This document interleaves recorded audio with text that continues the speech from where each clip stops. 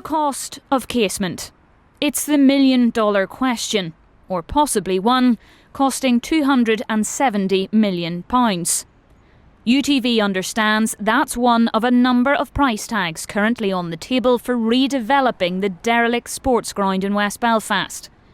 Back in March, we revealed that completing the work in time for UEFA's Euro 2028 football tournament would cost more than £300 million.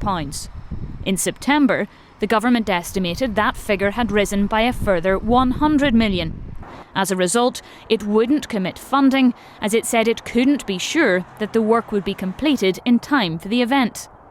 To date, the Irish government has pledged £40 million, the GAA £15 million, and the Northern Ireland Executive £62.5 million.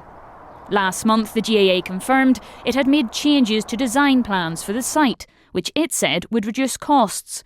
But a funding shortfall of around £150 million still exists. Is the GAA willing to put any more money into the pot? Well, the first thing from the GAA's perspective is we have a long-standing commitment of £15 million.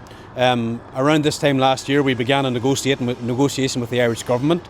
We secured an additional €50 million for the project. We're awaiting a response from the Secretary of State about a meeting to establish the UK Treasury's position. But if there's going to be a discussion coming up soon in relation to the funding for the project, we're happy to contribute to that conversation and consider how far, if at all, the GAA might be able to support additional costs. As for the Communities Minister, he says extra funding is something the sporting body should look at. Look, ultimately that's a decision for the GAA to make.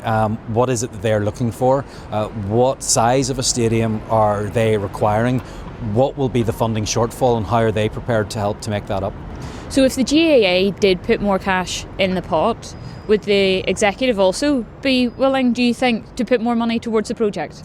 It's not within my gift to allocate additional funding. If the executive were to be in a position where they wanted to allocate additional funding. Yesterday at Westminster, Hilary Benn had this to say to MPs. Now, I'm not in a position to anticipate perhaps a follow-up question at this stage to say that the UK government would make a contribution.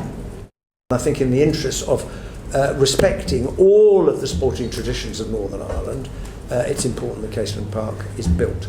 And with cost and funding questions still unanswered, for now at least, the lie of the land remains the same. Tori Watson, UTV Live.